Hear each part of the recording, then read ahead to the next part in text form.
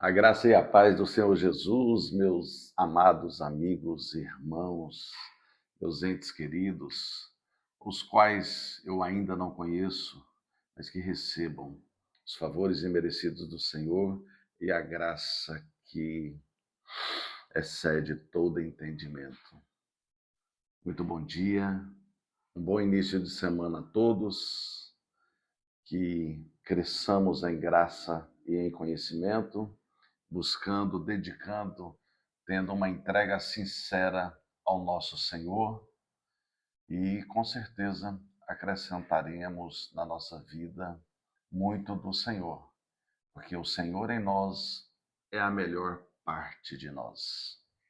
E dentre essas melhores partes, o próprio Jesus nos ensina aqui hoje em Lucas 6, no verso 36.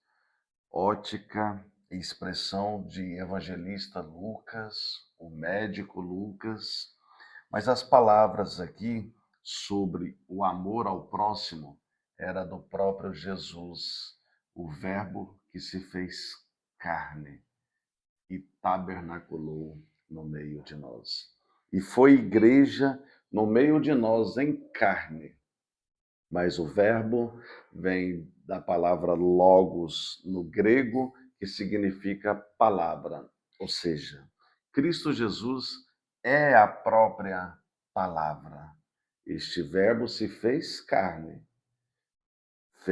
se fez de igreja no meio de nós, mas ele continua igreja no meio de nós porque ele é espírito.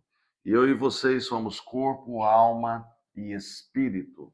E o espírito dividindo a alma, que é o centro das nossas emoções, pela eficácia da palavra que é viva e eficaz, vai mudar, transformar, vai discernir os propósitos do nosso coração. Eu citei para vocês aí Hebreus 4, verso 12, onde fala que a palavra de Deus é viva e eficaz. E aqui Jesus nos ensinava e ensina até hoje em espírito, dizendo: sede misericordiosos, como também é misericordioso vosso Pai. Oh, glória. Vamos orar para que o Senhor fale nas profundezas destas águas que ele nos oferece, assim como Jesus ofereceu àquela mulher samaritana, que dá água que ele tem para nós, se bebermos, nunca mais teremos sede. Oh, glória.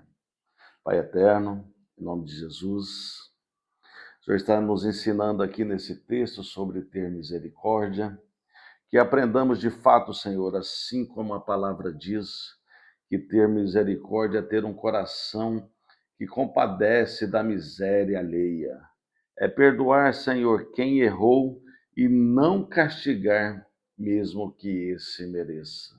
Ô Senhor, como nós não entendemos aqui nessa terra sobre essa misericórdia, mas que o Senhor nos revele aqui nas profundezas da sua palavra o melhor para que eu e os meus irmãos possamos atentar a esta misericórdia e crescer nesta graça e neste conhecimento, e crescer na presença do Senhor, fazendo em nós da nossa melhor parte, trabalhando a nossa alma, as nossas emoções e levando até o corpo as nossas expressões e ações. E que assim seja, em nome de Jesus. Amém. Amém, amados. Glória a Deus. Irmãos, então, assim como eu já em oração eu disse, ser misericordiosos. Para sermos, primeiro a gente tem que saber exatamente como funciona. O que é isso? Misericórdia, meus irmãos, é a gente ter o coração compadecido da miséria alheia. A miséria, meus irmãos, não é a financeira propriamente que está dizendo aqui. Não é apenas da miséria financeira. É qualquer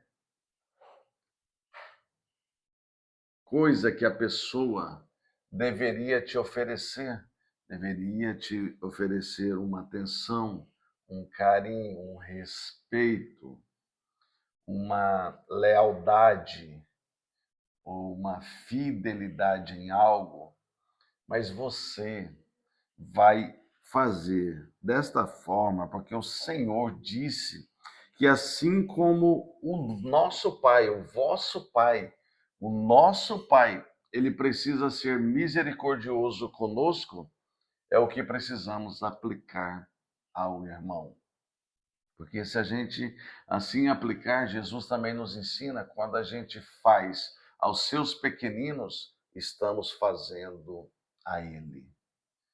Então, é entender isso. E também, irmãos, o que errou contra nós não é a gente fazer com que aquela pessoa pague ou você castigá-lo por isso, mesmo que ele mereça.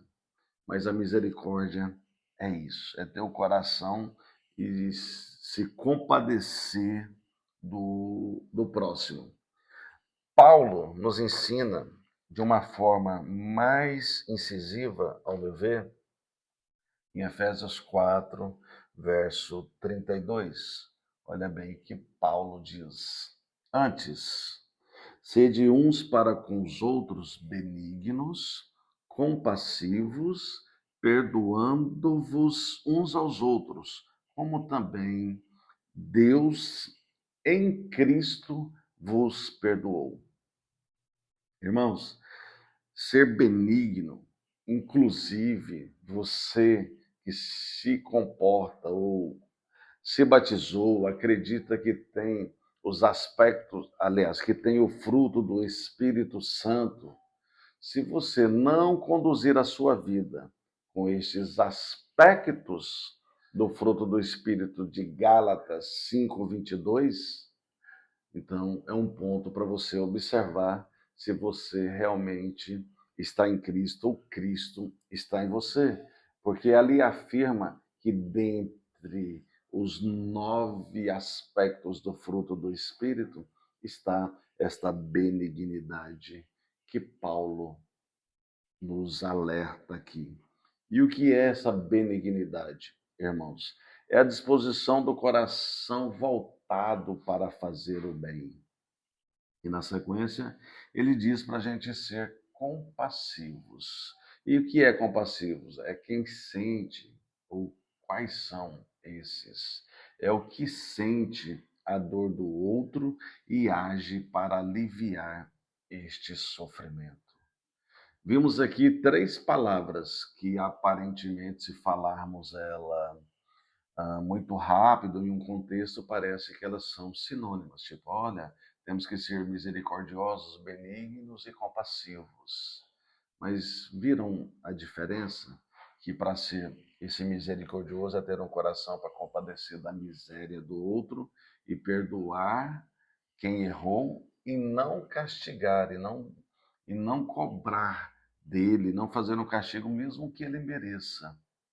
Você viu que a benignidade é ter um coração voltado para fazer o bem, é bem associativo ao misericordioso, mas é um pouco diferente. E ser compassivo, mais diferente ainda, é aquele que sente a dor do outro e age para aliviar este sofrimento. Então, podemos dizer que a benignidade e o compassivo, a compassividade, são derivados da misericórdia, mas que eu e vocês possamos agir assim como o significado dessas 3 palavras que Jesus e Paulo, que também é o próprio Deus em revelação a ele, nos contempla aqui nessa manhã, para que eu e vocês iniciemos esta semana de uma forma mais munidos com a presença dessa misericórdia, dessa benignidade, dessa compassividade. Mesmo porque que o próprio Jesus também ensinou na parábola do administrador infiel que eu falei a semana passada. Mas como ela é muito impactante, eu gostaria de fechar este raciocínio aqui sobre misericórdia, sobre benignidade, sobre compassividade, trazendo essa parábola. Por que que eu sei que foi Jesus que disse? Porque em Lucas 16, começa dizendo assim no verso 1.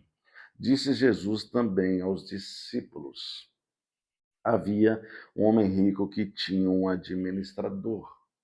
E esse homem rico, ele faz menção como se fosse verdadeiramente nesta analogia ou nesta parábola, o nosso próprio Deus, que ele é dono de 100% dos valores.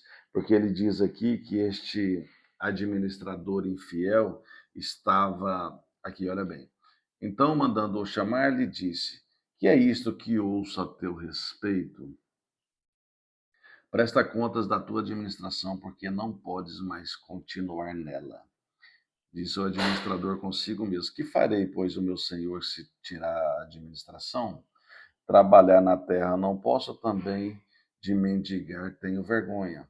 Eu sei o que farei, para que quando for demitido da administração me recebam em suas casas. Tendo chamado cada um dos devedores do seu senhor, disse ao primeiro: quanto deves ao meu patrão?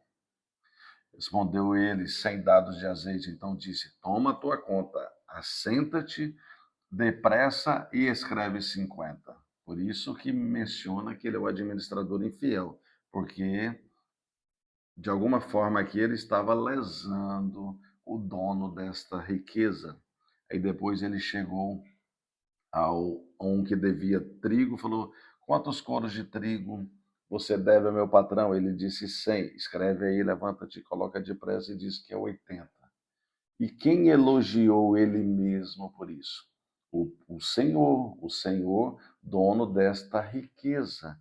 E disse aqui: e elogiou o Senhor, o administrador infiel, porque se houvera atiladamente, porque os filhos do mundo são mais hábeis na sua própria geração do que os filhos da luz.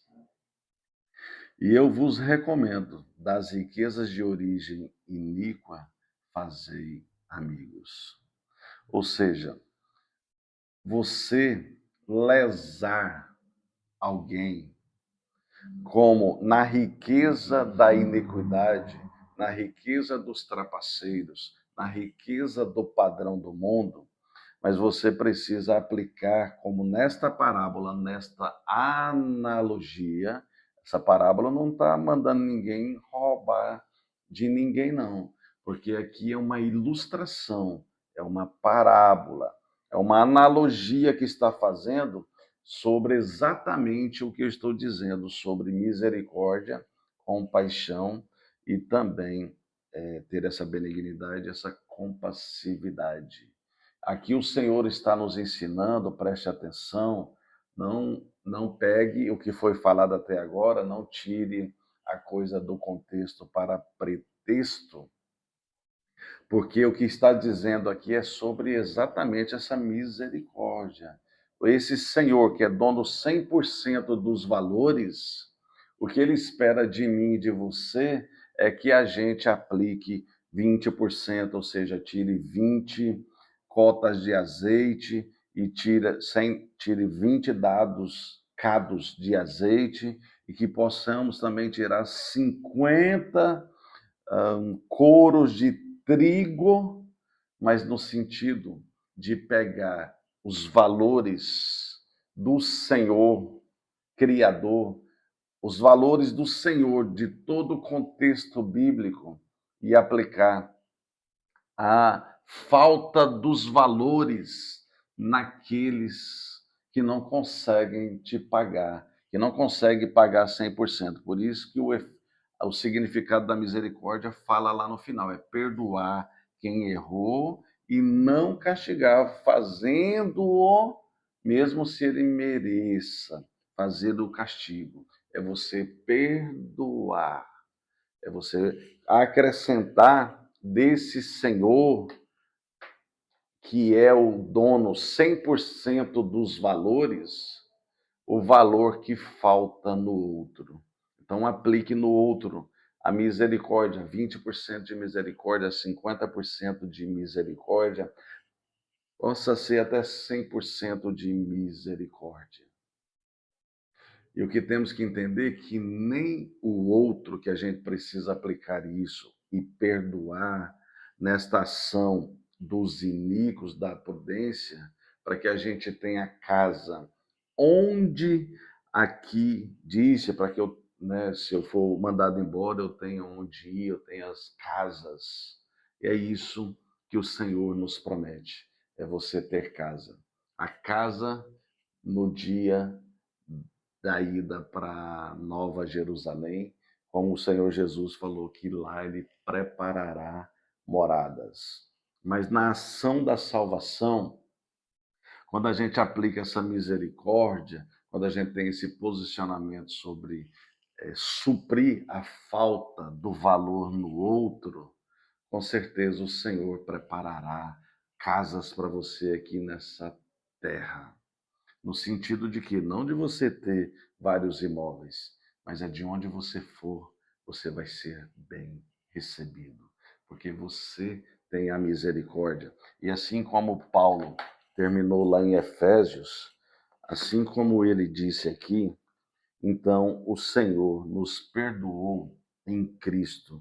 Ele deixou o seu filho morrer na cruz do Calvário, fez aquele feito ali, dizendo para mim e para vocês: olha, eu perdoo vocês que buscar ao meu filho, ao Cristo.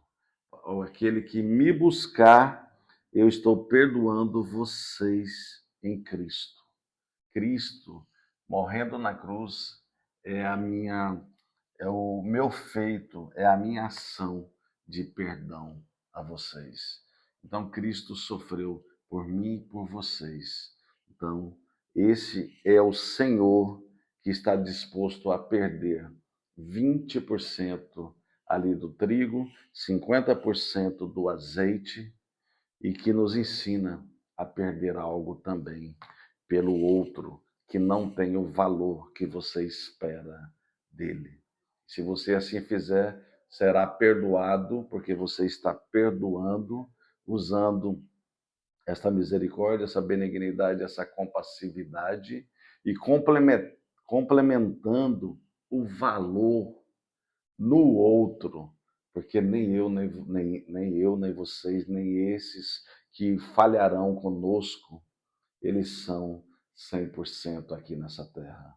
Nós precisamos nos complementar em Cristo Jesus.